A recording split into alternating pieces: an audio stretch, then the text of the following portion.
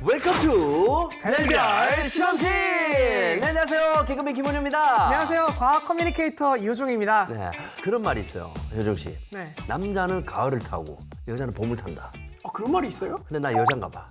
봄이 너무 좋아. 예? 봄바르봄봄봄 봄바르봄봄봄. 야, 봄 얘기만 들어도 진짜 봄의 그 파릇파릇한 잔디 색깔 이런 거 꽃만 봐도 너무 막 설레이고 싱그럽고 기분 좋아지고. 네. 오늘 야, 이거 보세요. 이제 별별 실험실도 분위기를 이렇게 화사하게 갑니다. 지금 이거 생화 아니에요? 생화? 저희 다음 주가 식목일이 있기도 하잖아요. 맞네. 네, 그래서 식목일에 의미 있는 계획을 세우시는 분들이 굉장히 많을 텐데 네. 그래서 저희가 오늘 미리 식물에 대한 이야기를 좀 이렇게 나눠보려고 합니다. 맞습니다. 딱 요 기간만큼이라도 식물과 나무의 중요성을 되새겨 보면서 자, 오늘 별별 실험실 힘차게 시작해 보도록 하겠습니다. 별거 없는 일상에 별거 있는 생각. 오늘의 주제는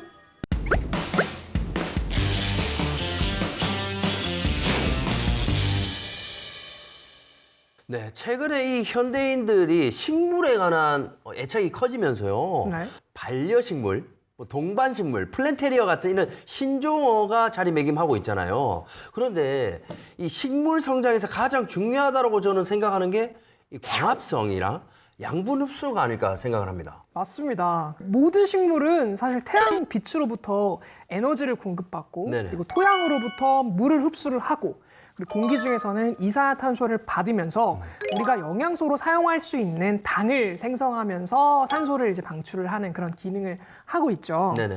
그래서 우리 그것을 과학에서는 광합성이라는 말이라고 부릅니다. 그쵸. 사실 이 광합성이라고 하는 것은 식물의 세포 안에 들어있는 엽록체, 그 안에도 들어있는 엽록소라고 하는 곳에서 일어나고 있어요. 야, 이 엽록소 얘기가 나와서 그런데 좀 네. 궁금한 게 있어요. 어떤데요? 식물이 우리가 지금 여기만 봐도 네. 지금 색깔이 다양하죠? 다양하죠. 핑크, 뭐 청색깔, 뭐 흰색, 파란색, 뭐 온갖 색깔이 많은데 예. 왜 식물은 녹색인 거예요? 되게 날카로운 지적인 것 같습니다. 그러니까 우리가 색깔만 네. 봐도 자연적인 무지개도 빨주노초 파란본데 그렇죠. 사실 엽록소 안에, 즉 엽록체 안에 들어있는 엽록소는 다양한 빛들 중에서 그 특정한 어떤 파장의 영역대 빛만 이용을 해요. 무지개가 여러 가지 색깔을 가지고 있다고 해주셨잖아요. 네네. 그렇게 태양빛은 굉장히 많은 색깔들을 다 가지고 있어요. 예. 근데 그 중에서 이 엽록소에서 사용하는 태양 에너지를 쓰이는 빛은 빨간색 영역대 그리고 파란색 영역대에 있는 빛들을 위주로 사용을 해요. 그렇다는 얘기는 그 외의 빛들은 사용을 안 한다는 얘기잖아요. 그치. 그러면은 무지개 색깔에서 빨간색 근처 지우고 파란색 근처 지우면 뭐가 남을까요? 빨주, 뭐 노란색? 뭐 대략 한 노란색, 녹색 쪽이 많이 남겠죠. 네네네. 그러니까 엽록소에서 사용하지 않는 녹색 영역의 빛을 우리가 그냥 보는 거죠. 이야, 이거 또 신기하네요. 예. 그 빛대로 나오는 게 아니고 사용하지 않는. 네. 아니 근데 눈에 보이지 않는 이 현상들을 처음 발견한 사람이 누굴까? 저는 그게 너무 궁금해요. 과학이 발전하지 않았던 옛날 그 시대에는 어떻게 해서 이걸 알게 되고 들여다보게 된 건지 저는 너무나 궁금하고 그분들이 존경스러워요. 저는 원효 형님이랑 되게 닮은 게 저도 너무 궁금해서 확인해보는 그런 습관이 항상 있어요. 늘 누가 만들었을까? 그래서 알 것 같아. 우리 효정 씨. 그래서 제가 준비를 해왔습니다. 어허. 때는 1648년으로 거슬러 갑니다. 네. 벨기에 화학자인 얀 바프티스타 판 헬몬트는 식물이 사용한 토양의 질량과 식물이 자라면서 증가한 질량을 측정하면서 광합성 연구를 처음 시작했다고 합니다. 와. 헬몬트는 토양의 질량이 거의 변하지 않았다는 것을 알게 된 후 그렇다면 성장한 식물의 질량이 증가한 것은 화분에 첨가한 유일한 물질인 물에 의한 것이라는 가설을 세웠죠. 헬몬트의 가설이 부분적으로 맞았다는 점에서 광합성 연구의 포문이 열렸습니다. 네. 그 후 1772년 영국의 화학자 조지프 프리스틀리는 헬몬트가 설명하지 못한 이산화탄소의 흡수와 산소 배출의 메커니즘을 실험을 통해서 밝혀냈어요. 프리스틀리는 당시 유리로 된 종 안에서 양초를 태운 실험으로 나쁜 공기를 발견했어요. 이 종 안에 쥐를 넣었더니 쥐는 금세 질식을 해버렸고 반면에 식물과 함께 넣은 쥐는 죽지 않은 것을 관찰했습니다. 이야. 네. 그는 이 실험을 통해서 이 녹색 식물이 뭔가 알 수 없는 나쁜 공기라는 것을 신선한 공기로 바꾸는 능력을 가지고 있다고 설명했습니다. 야. 이후 1779년에 네덜란드 왕실의 의사였던 양 잉겐호스가 식물의 녹색 부분에 빛을 쬐어주면 거기에서 기체가 발생한다는 것을 발견했고요. 이를 통해서 식물의 작용에 이 빛이 매우 중요한 역할을 하고 있다는 것을 알게 된 것이죠. 야. 이렇게 300년에 걸쳐 수많은 사람이 이 지금의 식물의 성장 그리고 광합성의 원리 이런 것들을 파고 판 끝에 식물에 대해서 우리가 더 많이 이해를 할 수 있고 네. 이렇게 학문으로 이렇게 정립할 수 있게 된 것이죠. 야, 역시 이 과학자들이나 뭔가 이 발명하시는 분들은 이게 왜 잘하지? 잠깐만, 질량을 비교를 해보자. 나는 그거부터가 나는 야, 역시 대단한 분들이다. 이 생각이 딱 들어요. 근데 윤호연님께서 진짜 좋은 지적을 해주신 게 뭐냐면 네네네. 질량이라는 거를 생각을 해내고 맞아. 그걸 가지고 실험을 한다고 하는 게 결국에 실험에서 제일 중요한 건 설계거든요. 네. 그런 설계에 포커싱을 했다는 게 정말 대단한 것 같습니다. 나는 예. 오늘 식물도 파헤치지만 네. 아까 뭐 악 누구요? 그 사람부터 파헤쳐 보고 싶어. 야, 그 사람의 머릿속이 너무 궁금해요. 네. 자, 저희가 지금 광합성에 대해서 이야기를 나눠보고 있는데요. 실험실에서 광합성을 이용해 아주 흥미로운 뭔가를 만들어 봤다고 합니다. 오. 지금 바로 실험실로 가보시죠.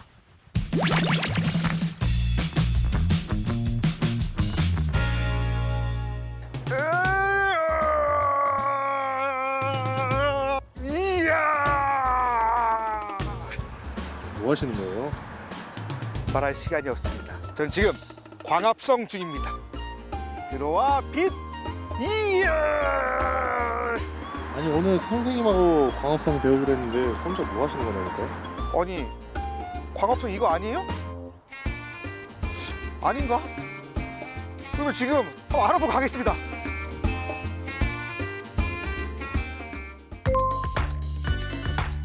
앞에 보니까 웬 음식이 있어요. 제가 알기로는 식물의 광합성에 관련된 재미있는 실험이라고 들었는데 전혀 가늠이 안 됩니다. 우리는 이런 음식을 먹어서 우리 몸에 필요한 영양분을 얻게 되는데요. 식물들은 음식을 먹을 수가 없잖아요. 없죠? 빛 에너지를 받아서 영양분을 만들어내는 과정이 광합성인데요. 바로 그 식물에게 필요한 영양분이 바로 이 음식에도 들어있어요. 바로 녹말이에요. 녹말. 네. 광합성에 필요한 재료는 물과 이산화탄소 그리고 햇빛이 있어야 돼요. 그러면 그 광합성을 통해서 이제 산소와 우리가 포도당, 녹말이라고 하는 양분을 만드는 거고, 그래서 그 녹말을 검출하기 위한 시약이 바로 이 아이오딘화 칼륨이에요. 요 갈색을 가지는 액체인데 녹말과 만나면 청남색으로 변합니다. 떨어뜨려 보겠습니다. 오, 밥이 밥에 간장 뿌리는 것 같은데. 바뀐다. 밥 안에 녹말이 들어있다는 뜻이에요. 밥 안에 녹말이 있기 때문에 반응을 한 거다. 또 우리가 먹는 이 음식 안에는 녹말이 들어있다는 걸 확인해 본 거예요. 그러면 이제 식물이 어떻게 광합성을 통해서 녹말을 만들어냈는지, 정말 빛이 광합성에 이용되는지를 알아보려면 빛을 가려보는 걸 해봐야겠죠. 그렇죠. 네네. 그래서 빛을 가렸을 때는 녹말이 만들어지지 않아야 할 거예요. 네. 그래서 이 호일로 한 잎의 절반만 가려보려고 해요. 그러면 반쪽은 광합성을 하고 반쪽은 광합성을 하지 않게 되겠죠. 아쉽게도 이 화분으로는 할 수가 없어요. 뭐예요? 지금 시간 없는데, 박사님. 지금 우리가 사용하는 이 식물은 이미 광합성을 해왔을 거거든요. 그렇죠. 그러니까 이미 녹말이 있을 거예요. 근데 우리가 지금 와서 가린다고 녹말이 검출이 안 되거나 할 수 없을 테니까 네. 얘를 암실에다 둬서 햇빛을 며칠 동안 차단을 해줘야 돼요. 여기에 암실에서 며칠 기르다가 이렇게 호일을 반쪽 싸고 빛을 또 며칠 쐬어줘서 실험을 위해서 준비된 화분입니다. 야, 우리 박사님은 계획이 다 있으셨구나. 이렇게 호일에 쌓인 잎을 한번 따볼까요? 자, 뜯었어요. 이게 3일 전에 암실에 있던 거죠? 네, 암실에 있다가 자. 이제 햇빛을 쬐고 쭉 열심히 볼게요. 광합성을 한 잎인 거죠. 전혀 알 수가 없어요. 네, 이 에탄올을 이 안에 넣고 끓일 거예요. 잎을. 왜 가열을 하죠? 그러면 이 안에 입안에 엽록소가 들어있는데요. 그 엽록소를 파괴시키는 거예요. 엽록소는 초록색이어서 잎이 지금 초록색이잖아요. 네. 거기에 우리가 요 아이오딘화 칼륨을 떨어뜨렸을 때 아까 청남색으로 보여야 되는데 녹색이 있으면 잘 안 보이니까 탈색을 시키는 거예요. 녹즙 같아요. 녹색 액체가 막 끓고 있습니다. 아주 짧은 시간인데 보글보글 끓고 있어요. 꺼내 보겠습니다. 오, 녹색의 잎이 이렇게 하얗게 변했어요. 엽록소가 빠져나온 거예요. 우리가 아까 사용했던 아이오딘화 칼륨을 뿌려보려고 해요. 충분히 적셔줘야 돼서 적셔볼게요. 아직까지는 갈색이에요. 오, 바뀐다. 이쪽은 광합성이 안 된 자리, 그죠? 네. 이쪽은 광합성이 된 자리. 네. 오, 그래서 신기합니다. 녹말이 있다는 뜻이죠. 이런 걸로 그림을 그려볼 수 있을 것 같아요. 에이, 어떻게 그림을 그려요? 저를 믿으십시오. 제가 식물의 잎에 이렇게 스티커를 붙였어요. 우리 프로 이름 별별 실험실. 아, 그럼 박사님께서 우리 시간을 줄이기 위해서 네. 3일 동안 어두운 곳에다가 그쵸. 이 화분을 놓고 놓고 다시 가져오신 거예요? 네, 또 햇빛을 며칠 또 쐬준 거죠. 이걸 붙인 다음에. 아, 노력하셨네요. 박수 한번 주세요. 아, 자, 그럼 바로 해볼게요. 네. 바로 하겠습니다. 그래서 이 잎을 따서 마찬가지로 에탄올에 끓여볼 거예요. 이렇게 하고 제가 이 스티커를 이제 떼야겠죠. 할게요. 그럼 감쪽같이 그냥 잎이지만 아무것도 안 보여요. 네, 바뀌었을까? 엽록소를 없애는 과정 쭉 넣습니다.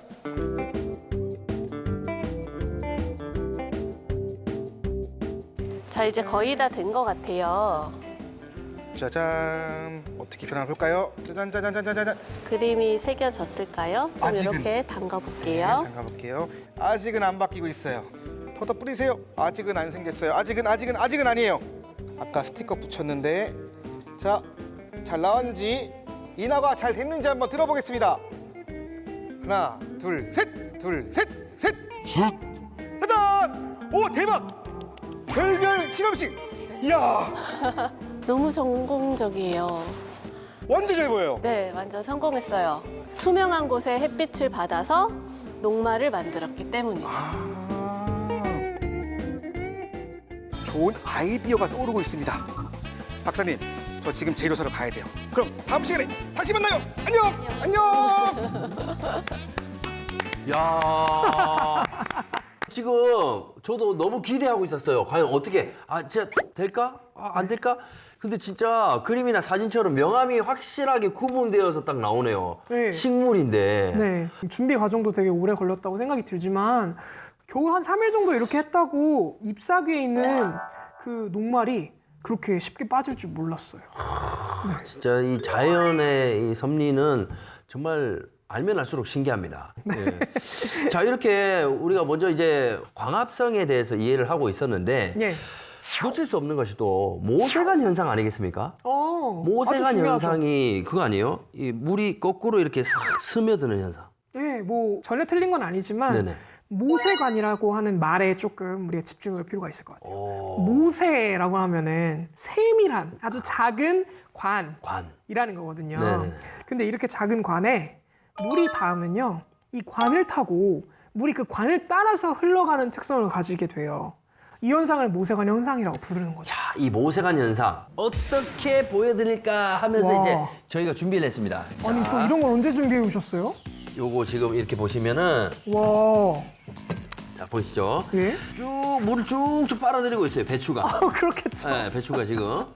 네. 그냥 물만 하면은 이거 빨아들였는지 안 빨아들였는지 모르잖아요. 그래서 색깔을 딱 눈에 띄게 이렇게 했습니다. 예. 미리 담궈놨거든요. 아, 네. 그래서 살짝 이렇게 이 친구들이 지금 풀이 죽어 있네요. 네. 네. 자, 그 모세관을 한번 보도록 하겠습니다.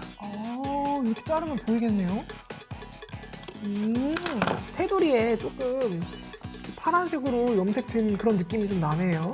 이제 장시간으로 오래 있다 보면은 네. 더 쭉쭉쭉쭉 빨아들였겠죠. 네. 근데 실제로 이렇게 식물을 이용해서 이렇게 좀 봤다라고 하는 측면에서는 되게 의미가 있었지만은 네. 사실 이게 식물이다 보니까 아무래도 여러 조건 때문에 좀 흡수가 좀 잘 안 된 것 같아요. 그래서 제가 모세관 현상을 좀 더 잘 볼 수 있는 실험을 또 하나 준비를 해왔습니다. 더 잘 볼 수 있다고요? 더 잘 볼 수 있는 실험을 스펀지 갖고 온 거 아니에요? 오 비슷한 겁니다. 한번 그래서 보여드릴게요. 준비를 아, 해볼 예. 테니까 한번 여기 자리를 좀 마련해 주시겠어요? 봅시다. 네. 형님께서 준비성 좋게 준비를 해오셨는데 저도 또 준비 안 해올 수가 없죠. 자, 이런 식의 준비를 해왔습니다. 야, 이거는 네. 내가 설명 안 해도 딱 감이 오네요. 아, 벌써 가. 벌써 감이 와요. 네. 어떤 것 같으실까요? 아니, 여기 이제 물을 넣고 네. 활짝 꽃이 피어나겠죠? 아, 정확합니다. 맞죠? 네. 아, 야, 근데 이거 우리 시합하는 거예요? 네. 그럼 시합을 한번 해보도록 하죠. 오케이, 저희. 좋습니다. 예.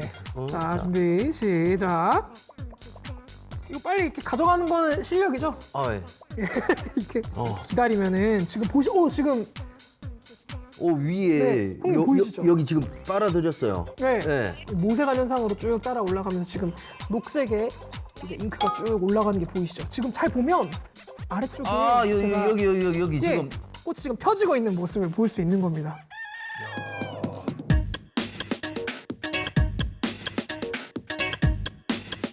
오! 지금 많이 폈어요. 아, 많이 폈다. 벌어졌잖아요, 지금. 네. 이거 되게 예쁘죠, 근데. 그래서 지금 계속해서 모세관 현상이 아래쪽에 있는 잉크들을 가지고 데리고 이제 쫙 확산되는 그런 모습을 볼 수 있는데요. 야, 근데 이게 우열을 가릴 수가 없어요. 이거 여기도 지금 효정 씨 거도 지금 활짝 폈고, 이거 누가 이긴 것 같으신가요? 아, 제 거도 활짝 폈고, 그냥 비긴 걸로 하시죠. 네. 비긴 알겠습니다. 걸로. 네. 아, 그러면은 다음 승부로 저희가 오케이, 또 좋습니다. 결판을 내는 이기고 걸로. 지고를 떠나서 우리는 지금 이 현장에서 우리가 모세관 현상을 직접 눈으로 체험을 한 것만으로도 저는 만족을 하거든요. 네. 자, 이번에는 저희가 아니라 우리 디슨 씨가 이 모세관 현상을 또 응용을 해서 기발한 아이템을 만들었다고 하는데요. 아, 그래요? 디슨 씨를 한번 불러보죠. 디슨 씨, 어디서 뭐 하십니까? 이번 시간에는 모세관 현상을 이용해서 전 세계에서 하나밖에 없는 독창적인 정디슨의 엉뚱한 발명품을 만들어 볼게요. 그래서 짜잔 준비를 했어요. 과연 이 선풍기 용도가 뭘까요? 원우 씨 뭔지 알아요? 잘 모르겠네요. 모르겠죠? 여기까지 봐서는 잘 모르겠는데. 뭐 지금 뭐 선풍기? 뭘 하려고 하시는 걸까요, 저게? 아, 선풍기를 좀 개조를 하시네요. 에이? 웬 개조? 네. 정디슨 할 수가 있습니다. 뭘 기다려주세요. 하시려고 저는. 그러니까요. 네. 저 디슨 씨 머리에서는 정말 뭐 온갖 기발한 게 다 나올 수 있을 것 같아요. 네. 예, 저 머리카락 보세요. 모세관 현상 아닙니까? 색깔 다 빨아들여가지고. 아, 그런 건가요? 나이스. 아니, 저거 뭐 그냥 저거는 그냥 돌아가는 그렇죠? 선풍기잖아. 그러게 뭘 개조했는지도 모르겠네요, 저는 사실. 자 바로 세상에서 하나밖에 없는 모세관을 이용한 간이 에어컨 만들기. 오? 간이 에어컨? 아, 모세관을 이용해서 찬물을 빨아들인 다음에 이렇게 식히면서 아. 바람 나오게. 모세관 현상을 눈으로 볼 수 있게 하기 위해서 물에다가 물감을 타겠습니다. 쭉 물감을 눈에 더 잘 보이게 들어볼게요. 물감을 타네요. 오, 예쁜 파란색 휴지를 쭉 넣겠습니다. 그러면 물을 쭉쭉쭉 빨아당기면서 이쪽에 물이 옮겨질 거예요. 우와, 오 넘어간다. 넘어간다. 저렇게 옮겨지게 하려면 꽤 오래 걸릴 텐데요. 지금 이 모세관 현상을 통해서 이 파란 물감이 이쪽으로 이동하고 있어요. 자, 모세관 현상이 마무리 되려면 시간이 필요합니다. 아, 빨간색도 또 하고 있네요. 확실히 이렇게 카메라로 집중해서 이렇게 보니까 네. 모세관 현상이 확실하게 잘 보이네요. 뭐야? 아, 자, 일반적인 선풍기는 코드를 콘센트에 꽂고 스위치를 누르면 작동을 하죠. 하지만 이번 발명품 이렇게 스위치 누르지 않아도 됩니다. 바로 수분 감지 센서 콘센트에 콘센트를 연결하고 작동 안 하죠? 모세가 현상을 통해서 물이 모이게 되면 수분을 감지해서 일정 시간이 지나면 이 방을 아주 차갑게 만들어 줄 겁니다. 저 운동 갔다 올게요. 안녕. 돌아갈까? 에? 저기 된다고? 엉뚱하시네요, 확실히. 저기 있는 물을 모세관 현상으로 저 다 빨아들이려면은 엄청 오래 걸릴 거예요. 저거 정말 오래 걸리겠죠. 어? 한숨 중쉬고 오신 것 같은데요. 아, 너무 힘들다. 아, 왜 이렇게 더워? 모세관을 통해서 모였는데 왜 안 되는 거야 이거? 우리 디슨 씨가 또 뭔가 개발했는데. 아, 된다. 오! 아, 된다. 오, 된다! 이야, 오. 대박이야. 이야, 이야. 우리 고였으니까요. 와. 야, 현장에 있으면 저렇게 좋아할 것 같아. 아, 그럼요. 저기 얼마나 오래 기다린 거겠어요. 야, 우리 디슨 씨는 대단한 게 그래도 한다면 뭐 해내네. 네. 뭐라도 만들어내네. 여러분, 정디스는 절대로 손을 대지 않고 이 발명품을 만들었어요. 대박, 보이시나요? 이 선풍기, 이 대박. 손을 대지 않은 건 확실하네요. 근데 솔직히 시원한 바람은 아닌 것 같아요. 온도를 한번 재볼게요. 온도? 지금이 35도 정도. 35.1도. 저는 진짜 에어컨처럼 엄청나게 시원한 간이 에어컨을 만들어 볼게요. 어떻게 하시는 거죠? 아, 얼음을 또 자, 얼음 들어가요. 얼음. 시원한 물이 이제 모색한 현상으로 옮겨지게끔 한다. 전 좀 야. 어지러워졌어요, 저걸 보고. 아, 저렇게 해서 시원한 에어컨을 만들 수 있다고 온도 생각하시는 것 재보면 같아요. 되죠, 온도. 오, 확실히 시원한 냉기가 돌고 있어요. 오, 시원하네. 자, 온도를 한번 재볼게요. 하나, 둘, 셋. 29.4도. 저거는 방금 전에 얼음을 잡았잖아요, 손으로. 와, 차가운 온도가 바람이 너무 나오고 많이 있습니다. 떨어졌더라. 예. 네. 의도는 알겠어요. 저 얼음컵 있잖아요. 얼음컵 주변에 공기는 좀 차가운 공기가 이렇게 모여 있을 거예요. 왜냐면 얼음컵이 워낙 차가우다 네네네네. 보니까. 그래서 그거를 선풍기 바람으로 밀면 음. 약간 좀 시원한 바람이 나올 수도 있겠네요. 아, 자, 이번 시간에는 모세 현상을 활용해서 세계 최초로 손을 대지 않고 작동하는 간이 에어컨을 만들어 보았습니다. 여기까지 괴짜 발명왕 정디슨이었습니다. 아, 개짜긴 개짜야. 괴짜 발명왕이라고 하는 그 말이 굉장히 인상 깊었습니다. 아니 근데 그래도 우리가 또 과학도 재미있어야 접근을 하거든요. 아, 그럼요. 그러니까 이 우리가 보여줬던 이 모세관 현상을 또 희한하게 좀 기발하게 또 응용을 해준 우리 디슨 씨 네. 역시 최고입니다. 네. 그래서 쉽지 않거든요. 그런 생각하기가. 네. 아 근데 이게 점점 알면 알수록 또 궁금해지는 게 네. 저는 이게 과학인지 아닌지 진짜 아리송한 게 있어요. 어떤 게 그렇고? 뭐냐면 예. 이거 실제 일이에요. 우리 집에 제 와이프 심진아 씨가 네. 한 날 혼자 무슨 얘기를 하길래 나 연기 연습하나 싶었더니 예. 봤더니 집에 있는 그 식물하고 얘기를 하고 있어. 미안해. 내가 어제 물을 못 줬지. 이러면서 처음에 약간 정신이 이상해졌나 싶었어. 아, 근데 이게 지금 식물한테 얘기를 해서 너 이쁘게 잘 자랐으면 좋겠어. 이러면 잘 자란다라는 게 이게 현실적으로 가능한 얘기예요? 그런 얘기들이 한창 많이 떠돌아다녔었죠, 한때. 그래서 그거는 사실은 적절하지는 않고요, 사실은. 그죠? 그런데 사실 이 식물이 감정을 느낀다 혹은 생각을 한다라고 하는 연구는 한두 개가 있는 연구가 아닙니다. 그래서 식물의 어떤 생각의 가능성은 늘 이제 과학자들이 열어두고 있는 내용인데요. 과학자들은 식물이 주변에서 발생하고 있는 소리의 진동수를 감지하고 있다라고 하는 연구도 진행한 바 있고, 이 가까이 함께 자라고 있는 식물이 있을 때 식물들끼리 서로 경쟁적으로 성장한다라고 하는 논문도 발표한 바 있어요. 이 어디까지나 이게 객관적인 정보이고 어디까지 사실일지는 다양한 연구들이 더 선행되어야 하겠지만, 이 식물도 생각을 할 수 있다 혹은 뭐 식물도 아까 말씀하셨던 것처럼 지능이 있을 수 있다라고 하는 가설은 굉장히 흥미로운 가설이지 않을까 싶습니다. 야 미안하네. 예. 집에 있는 식물한테 진짜 갑자기 미안해지네요. 네.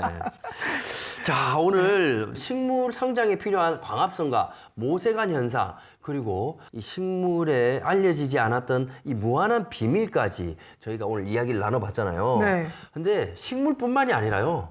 사람도 광합성을 받아야 됩니다. 그렇죠. 네. 사람도 빛을 본 사람과 안 본 사람은 확연히 다르거든요. 네, 정말 엄청 중요한 지적이에요. 진짜요? 왜냐면은 사람도 빛을 통해서 비타민 D를 이제 생산을 하거든요. 네네네. 그래서 그런데 그 빛의 일조량이 좀 상대적으로 부족한 그린란드 같은 경우에는 오. 그 사람들이 비타민 D의 결핍 때문에 우울증도 자주 걸리고 또 심한 경우에는 비타민 D 결핍 때문에 사망에 이르는 경우도 굉장히 많다고 해요. 야, 역시 효정 씨는 내가 뭐 하나 던져주면은 한 10가지를 쏟아붓는 것 같아요. 아주 든든해요. 네. 아유, 감사합니다. 자, 아무튼 뭐 이제 곧 식목일입니다. 여러분, 오늘 저희가 식물에 대해서 많이 얘기를 했잖아요. 이야기만 할 게 아니라 우리 아파하는 지구를 위해서, 이 청정 지구를 만들기 위해서 나무라도 한 그루 심으러 빨리 나가봅시다. 나가서 나무도 심고 강합성도 하고 얼마나 좋지 않습니까? 네. 되게 좋네요. 자, 별별 실험실, 저희가 준비한 이야기는 여기까지입니다. 다음 주에는요, 더 별 볼 일 있는 주제로 찾아뵙도록 하겠습니다. 여러분, 다음 주에도 강합성하러 놀러 오세요. 놀러 오세요. 별별 실험실로 놀러 오세요.